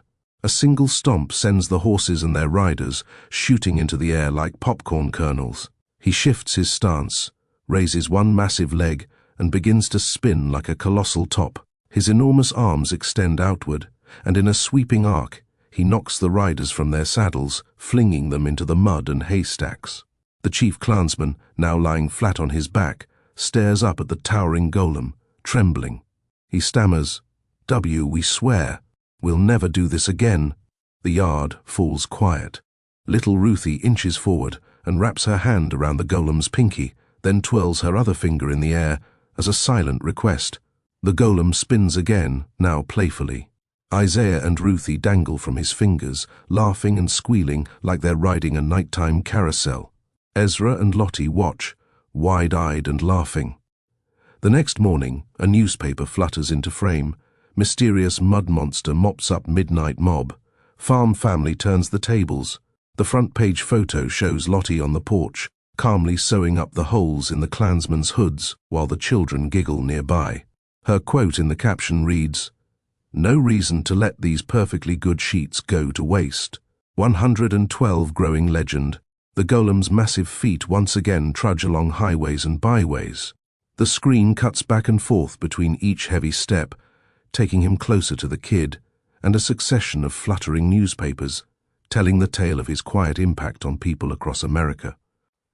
Headline: Mysterious Mudman Fixes Town Clock Overnight. "'Twas 'bout time," ticked-off mayor declares. Visual: a frowning small-town mayor with his fists in his hips squints upward at a back-to-the-future-style clock tower. A bent weather vane dangles from the roof, and a giant muddy handprint on the tower wall silently reveals the visit of a repairman of unusual size. Headline: Mysterious Mud Monster Helps 98-year-old Win Quilting Contest. Visual: a delighted 98-year-old woman beams proudly in the photo, her winning quilt stretched wide by two massive muddy hands. The mysterious figure himself is hidden behind the quilt. Headline: Lost Cow Returns at Dawn. Farmer moved to tears. Visual: the front page shows a tearful farmer hugging his cow. Both stand in the center of a single massive muddy footprint. Step by step, the golem leaves awe and whispered stories in his wake, his legend spreading quietly across the fabric of America. 113 back in New York. And then, after a bend in the road, the New York skyline finally emerges through the haze. 114 the Bob's Warehouse. The warehouse looms over a neighborhood of tenement houses, storefronts, workshops and schools, like a medieval fortress towering above a peasant village. You won't find it on any city map, but it's well known to anyone doing business with the underworld. Contraband arrives under cover of fog, liquor, weapons, explosives, even cholent crockpots and Shabbos candlesticks. Most of it comes in at night, by boat, and is unloaded onto a dock beside a massive fuel tank, barely shielded from view by rusted fencing and stacked shipping crates. Inside hidden compartments, code words and false walls keep law enforcement at bay. Most workers are just dock hands and loaders, poor men from the neighborhood with many mouths to feed, who don't ask questions. Here, looking the other way, is a matter of survival. 115 the innocent and the corrupt. Just across the street, barely a stone's throw from the loading bay, stands a small cheddar. Inside, boys sway over worn gemaras, their voices rising in sing-song davening. In this neighborhood, the sacred, the corrupt, the innocent and the mundane cohabit almost seamlessly within the same 10 blocks, each world brushing against the others but rarely colliding. Until tonight, 116 the golem arrives. As midnight approaches, the golem emerges from the fog, its heavy footfalls echoing off the damp brick. It's halfway across the street when a small object arcs out of the darkness and lands at its feet with a muffled thud. The kid's cap. The golem halts. From the shadows, a figure emerges. Ivanov. The golem gazes at him, menacingly. "Easy, big guy," Ivanov says, hands raised nervously. "I'm just a messenger." But the golem lurches forward. In a flash, it grabs Ivanov with terrifying speed, lifting him effortlessly like a rag doll. "Hey, you want to see your master alive, don't you?" Ivanov stammers, squirming in its grip. "My boss, Davidovich, he's got him. On that rooftop. Over there." He points several blocks away, arm trembling. The golem pauses, then, without a sound, it hurls Ivanov into a stack of garbage-filled crates. He lands in a heap with a crunch of splintered wood and metal as the golem lumbers forward. The warehouse-lined street stretches into the mist, 117 prisoner over the abyss. High above, Davidovich waits. His silhouette cuts sharp against the haze, flanked by a half-circle of goons. At the edge of the roof, a narrow wooden plank juts out into empty air like a pirate's gangplank. And on that plank sits the kid, bound to a chair, teetering over the 10-story drop to the street below, his yarmulke askew, revealing the faint aleph-shaped scar etched on his forehead. "This board makes me a tad nervous," Davidovich says with mock concern, tapping it with the toe of his boot, making it creak ominously. "It's so old. One sneeze and splat. That'd be such a shame." The kid glares. "The only shame is, if I fell, I wouldn't get to see my golem squash you like an overripe tomato." Davidovich laughs and eyes the kid with hatred mixed with something like admiration. "You haven't changed one bit since the old country, comrade student," he says with a crooked smile. "Still the same sharp-tongued, know-it-all little pest." 118. The golem climbs on the rooftop. In the meanwhile, the golem reaches the base of the building and begins to climb. On the rooftop, the men hear the heavy scrape of mud-caked hands on brick, the dull thud of something massive scaling the wall. The goons instinctively edge away from the ledge. Moments later, the golem hauls itself over the edge. The men recoil further.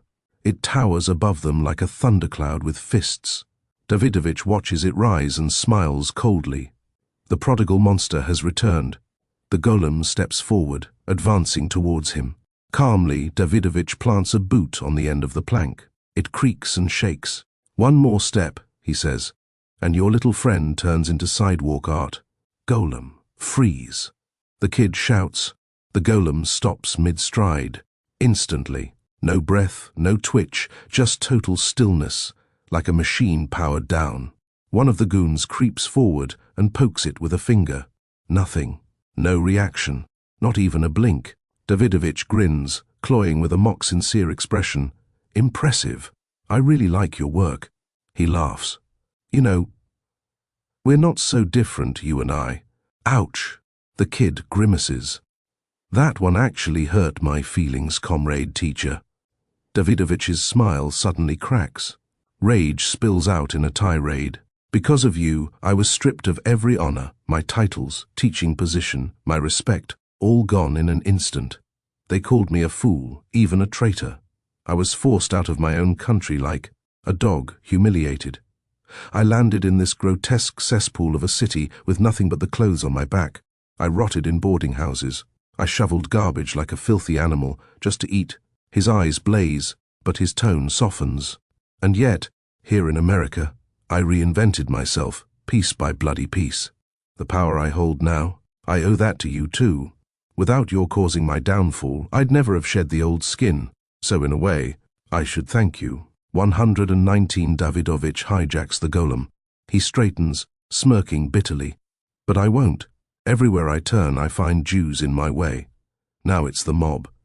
That warehouse below? It's their stronghold, stuffed with stolen goods, contraband, hooch, and everything rotten they've built their empire on. I need your golem to wipe it clean for me, so I can take over this neighborhood, once and for all." Davidovich snarls. "You're going to order your golem to destroy this warehouse." The kid clenches his jaw. "No, This is not what I made him for. Davidovich violently shoves the plank. The kid's chair tips dangerously. What's the hold-up? It's full of liquor, smuggled goods and armed men. Isn't your golem supposed to be a protector? Doesn't it exist to rid the world of filth? Well, there's plenty of it down there. The kid stays silent. 120 hostages. Davidovich chuckles darkly. Maybe I didn't make myself clear enough. He snaps his fingers. His goons drag up several prisoners, hoods over their heads. They're shoved roughly toward the edge. The hoods come off. Miri, Butch and the kid's old teammates from the Maverick mitts, bruised, gagged, terrified. Davidovich's finger darts toward Miri. Her, he says. A goon yanks her to the ledge and holds her dangling above the void. I'm sure you don't want to see her take a dive, Davidovich says, smiling razor sharp. So, let's try this again. He raises a hand in mock reassurance. Tell your golem no one needs to get hurt. I just want that warehouse and its loot turned to ashes. The kid swallows hard, nods slightly. He turns to the golem. Do it, golem. Destroy the warehouse, just the warehouse, but make sure no one is harmed. 121 golem unleashed. The golem's body shifts, slowly at first, then pivots toward the edge of the roof. It steps forward, heavy, deliberate, and then plunges, landing hard on the street below. It springs back onto its feet and marches toward the warehouse. A sentry at the entrance opens fire. The golem lunges, knocks the rifle from his hands, and tosses him into a pile of burlap sacks stacked by the wall. The man hits with a grunt. Inside, another guard grabs the bell rope and rings it frantically. Gunmen open fire from the catwalks. Crates fly. Barrels smash into walls and support beams. The golem charges forward, grabs a collapsing shelving unit with one arm, and catches two of the falling men in his massive palm. He sets them down gently, brushes them off, and releases them. The men stare, stunned, then bolt through a breach in the outer wall, ducking past rubble and smoke. They spill out into the street, where a crowd has started to gather, drawn by the explosions and fires. The onlookers stand frozen, staring into the wreckage. 122 Agent Turner arrives. Agent Turner pushes through to the front, badge flashing in the chaos. He gazes, stunned, at the impossible shape moving behind the flames. He watches as the golem turns, methodical, unstoppable. His jaw tightens as he once more has to reconcile with what he's seeing. A destructive monster made of mud, tearing everything apart with its bare hands, yet showing discernment and mercy. 123 The warehouse is under attack. The first explosion tears through the far end of the warehouse. Then another. The roof sags. A skylight shatters inward. A second-story office collapses onto the floor. The golem storms back outside, grabs 2 powder kegs and hurls them into the fire. A massive blast follows. Windows blow out. Walls collapse. Fire shoots from the roofline. The warehouse folds in on itself and comes down in a thunderous heap. Smoke floods the street. Some of Davidovich's men take cover behind parked cars, Tommy guns ready to pick out the Jewish gangsters stumbling out of the wreckage. The golem charges into the middle, planting itself between them like a wall, absorbing the bullets from both sides. Across the street, families pour from the tenements. A burning timber crashes onto a wooden shack. The golem stomps it out. A scream pierces the air. He leaps, punches through a brick wall, and emerges cradling a child. Turner watches, stunned. The golem is destroying the warehouse, but sparing lives. Then it turns from the blaze and lumbers down the block. Staying in the shadows, Agent Turner ducks behind delivery trucks and lampposts, trailing the golem. The creature reaches the building and climbs. Hand over hand, it hauls itself up the cracked facade and vanishes over the rooftop. He slips inside, bound up the rusted stairs 2 at a time. At the top, he eases the door open just a crack. Smoke rolls past him. He presses flat to the bricks and peers out. 124. A new mission for the golem. The golem stands on the roof. Davidovich claps, slow, sarcastic. Well done, he sneers. A masterpiece. Your pet's got real flair. The kid, strains against his ropes. His voice is hoarse but sharp. You got what you wanted. Let us go now. Davidovich steps closer to the board. Not yet. He hasn't yet finished the mission you gave him. The loading dock. Flatten it. The kid's eyes go wide. No, there's a fuel tank, size of a school bus. It'll blow half the block. Davidovich smiles. Not smug. Just evil. Exactly. Tell him to stop. Tell your golem not to do it, Miri shouts. Forget about us. The kid is frozen, faced by the enormity of the horrible dilemma he is faced with. Hesitates. Why? He mutters. You've already won. The warehouse is gone. Davidovich crouches. Winning isn't the point. I want you to see what you've made. A protector who can't tell the difference between orders and evil. 125, a deadly dilemma. The golem, bound to the kid's reluctant command, moves with grim inevitability. It stoops, lifts a massive powder keg from the rooftop stockpile. Ivanov steps in, strikes a match, and touches it to the fuse. Cess. The fuse flares to life. There's no stopping it now. The golem turns, lumbers toward the edge of the roof. Below, the fuel tank waits like a loaded gun. Then, chaos explodes on the street. Screaming, shoving. People rush for the exits, but they're already sealed. A barricade of Packards and delivery trucks screeches into place, boxing in the crowd. Armed thugs close ranks, herding civilians like cattle between the burning warehouse and the ticking bomb. The golem halts.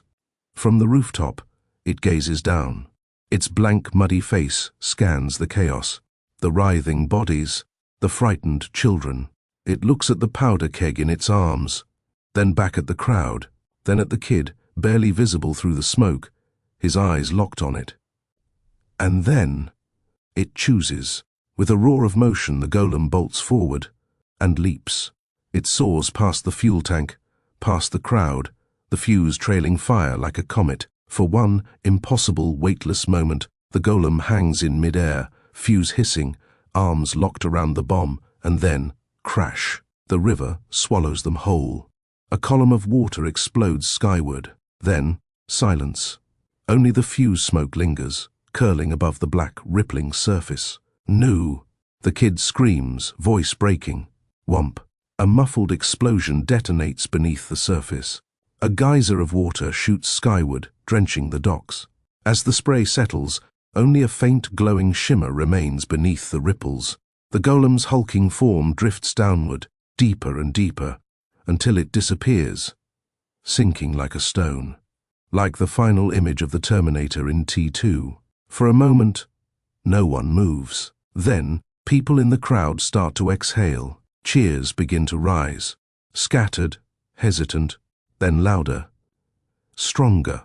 A wave of stunned gratitude for the monster who sacrificed itself, who leapt with fire in its arms to save them all.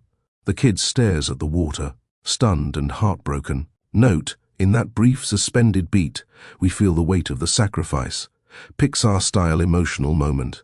Wonder, sorrow, beauty. Then, noise snaps back. Fire. Screams. Footsteps. On the rooftop, Davidovich snaps. You tricked me. You ordered him to do that. He bellows, spittle flying. Eyes blazing, he storms toward the plank, ready to shove the kid off. Just as he reaches the edge, a voice freezes him. Don't! 126 Turner jumps into action. Davidovich turns. Agent Turner steps from the stairwell shadows. Davidovich lunges. A gunshot cracks. Turner staggers back, narrowly dodging the strike. The bullet ricochets. Taking advantage of the confusion, Miri drives her elbow into the goon restraining her, snatches his belt knife, and slices her ropes. In one fluid move, she's free. Without hesitation, she darts to her teammates, cutting their bindings with swift precision. Go, she urges. Turner gestures toward the stairwell. Down the bulkhead now. The freed teammates sprint for the exit, slipping past as Ivanov and the other goons surge forward. 127 chase. This way. Turner barks. The three bolt for the stairwell, slamming the access door to the bulkhead shut behind them. Bullets ping off the metal door. Behind them, Davidovich roars like a beast, firing wildly. "After them!" he screams. Ivanov rallies the crew. The thugs give chase, boots thundering down the stairs, echoes rattling through the building. The trio bursts onto the street. The chase then spills into the charred maze of dockside alleys. Turner, Miri, and the kid sprint at full tilt, breath ragged, hearts pounding. Behind them, Davidovich's goons surge forward, relentlessly. The neighborhood is still sealed tight, and Turner's agents can't break through the barricades, leaving the trio isolated, running for their lives with no backup in sight. 120 escaping in the crowd. They plunge into a dense crowd of people fleeing the flames and the chaos. For a moment, the crush of bodies offers a fleeting shield. Faces blur past, hands clutch, feet stampede. The confusion buys them precious seconds, allowing them to drop from sight.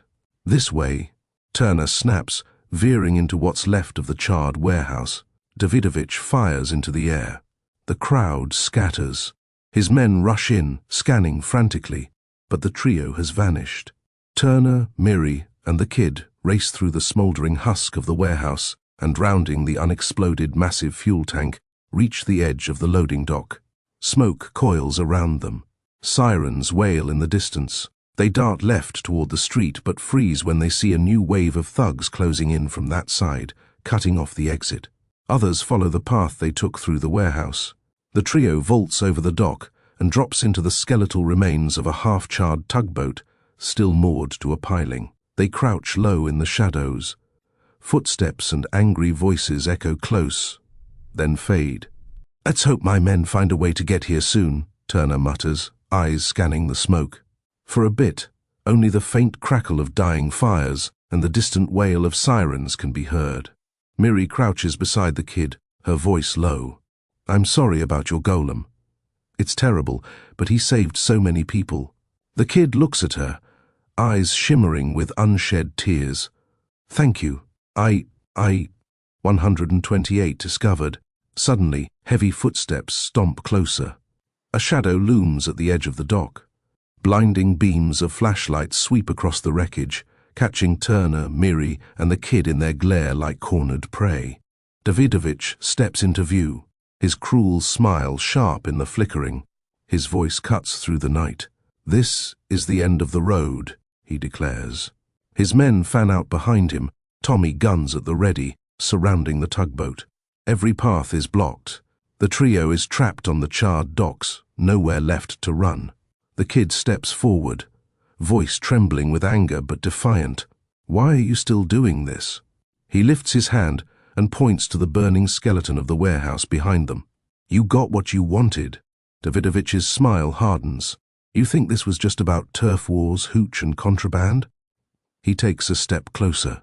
"That warehouse was just a symptom. The disease is you, your people, always surviving, always rebuilding. I'm here to end that." The kid meets his gaze, steady now. "You're like Haman." Davidovich narrows his eyes. "What did you say?" "Who?" "Haman.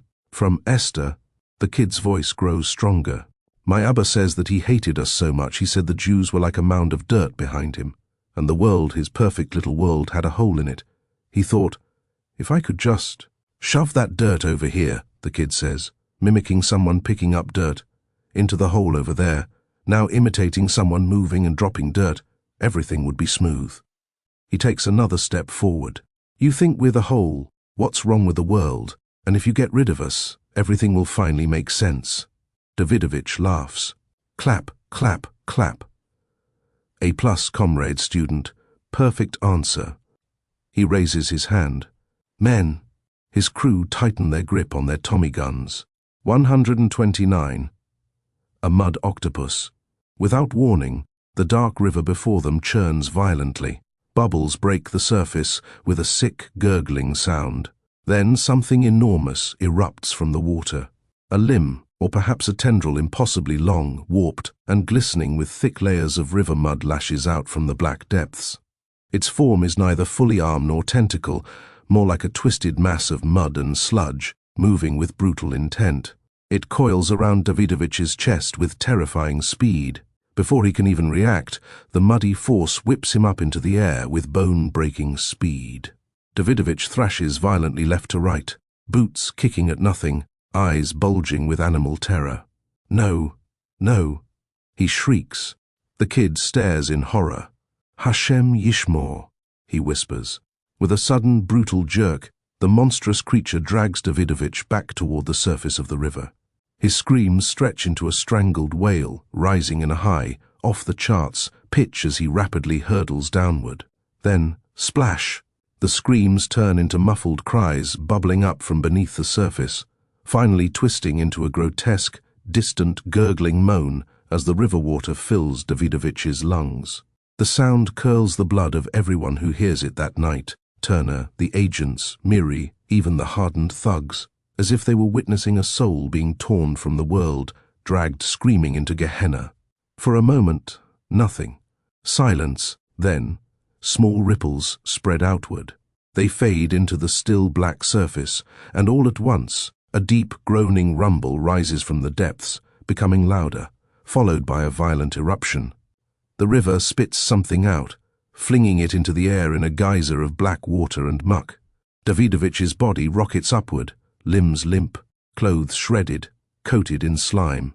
The river itself had tried to swallow him, then rejected him, too rotten even for its foul, smothering depths to digest. He crashes back down with a sickening splash.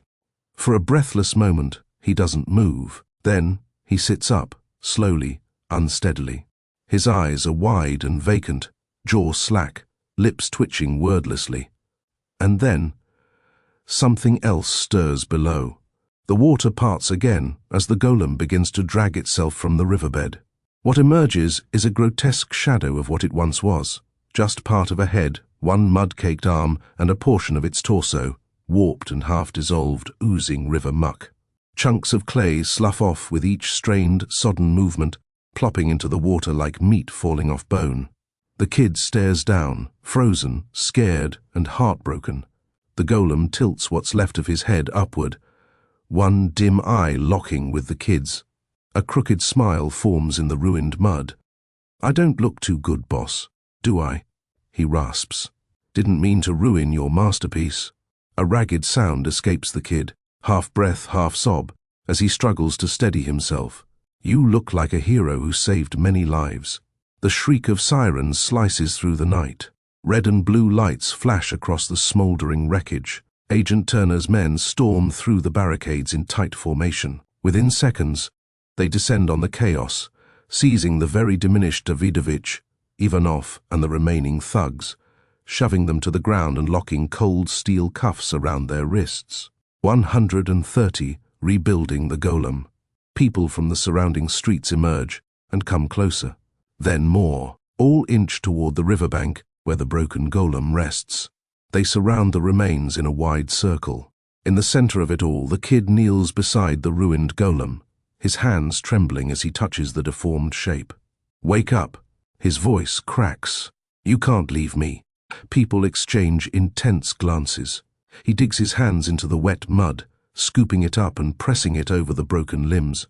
His small fingers smear it across the distorted tentacle, trying to reshape it into an arm. Miri steps forward. She drops to her knees without a word and begins helping, packing mud into the hollows. Butch, Connor, and Microbe join in. A man steps closer, kneels and adds a chunk of mud. A middle-aged woman imitates her, then an old man. Soon dozens of hands are working in silence, gathering mud from the river, carrying it in buckets, and scooping it with bare palms. The sunken chest is filled, the arms are rebuilt. The head is lifted and set back in place. Layer by layer, the golem's massive form is slowly restored. When the last gap is sealed, the crowd steps back, coated in mud, breathing heavy.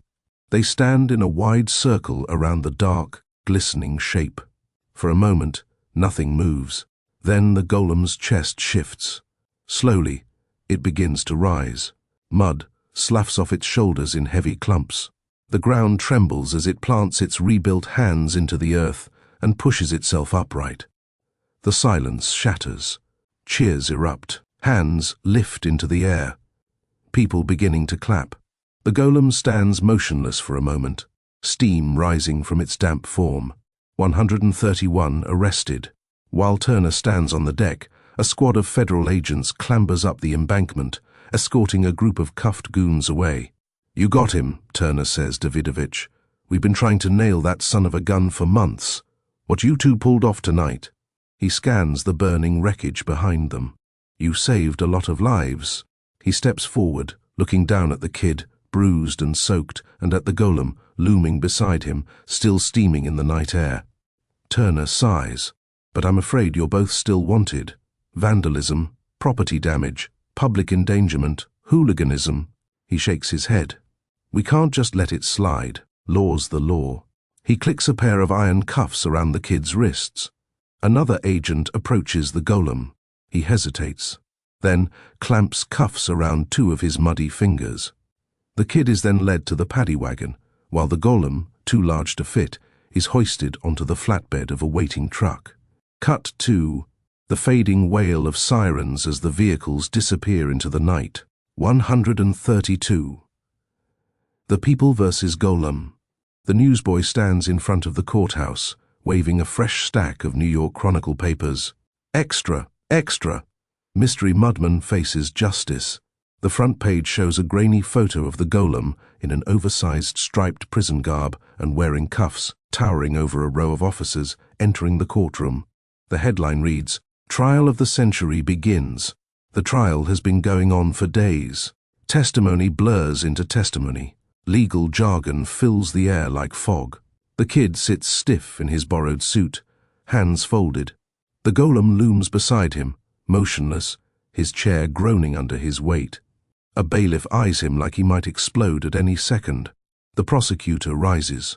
"Your Honor, this creature terrified citizens, destroyed public property, and may I remind you, through this poor man." He gestures toward Captain Swell in the gallery, into the Hudson River. "Objection, Your Honor," says the defense attorney, rising, argumentative. "It's Captain Swell who asked my client to be the bad guy." "Sustained," the judge replies, pinching the bridge of his nose. From the gallery, a voice cuts through in Yiddish-tinged English. It comes from a row of three bubbies in floral hats, knitting without missing a beat. "He's not a monster," one of them scoffs. "He's just large-boned, Nebach, like Zalman, my son-in-law." The courtroom erupts in laughter. The judge bangs his gavel, glaring. One more outburst and I clear this room. When calm returns, testimony begins. A nervous client from the kosher butcher shop takes the stand first. "I understand he came in looking for purpose," she says, "but he left with half my brisket." A steelworker steps up next, gripping the rail of the witness box like it's a girder suspended over the city. "I now suffer from crippling PTSD. Every time I close my eyes, I see him up there, tipping the high beam we were sitting on." Then comes an exhausted insurance adjuster, his eyes red with fatigue, his arms burdened by thick ledger books.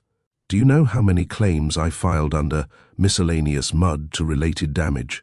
By this point, things are looking grim for the kid and the golem. The prosecution rests, and the weight of their testimony hangs heavy in the room. But then, something shifts. The defense calls its own witnesses, and the courtroom door opens like the turn of a tide. An army begins to assemble. The Maverick Mitts baseball gang shows up first, decked out in vintage jackets and wide grins. "He was our best slugger ever," says their captain. "Sure, he broke all our bats, but we loved him." From the gallery, one of the knitting bubbies dabs her eyes. "He should play for the Yankees." Next, a firefighter with a bandaged arm tells how the golem shielded his crew from falling debris. A bus driver recalls the muddy figure lifting a school bus off a stalled track. A crossing guard shares how he once stopped traffic, gently holding up cars with one hand so children could cross safely. Captain Swell appears again, rising sheepishly. "I'd like to say something," he begins. "If he asks for Mekillah on Yom Kippur, I'll forgive him." One of the bubbies eyes him suspiciously. "Weren't you a witness for the prosecution a minute ago?" He shrugs. "I'm flexible."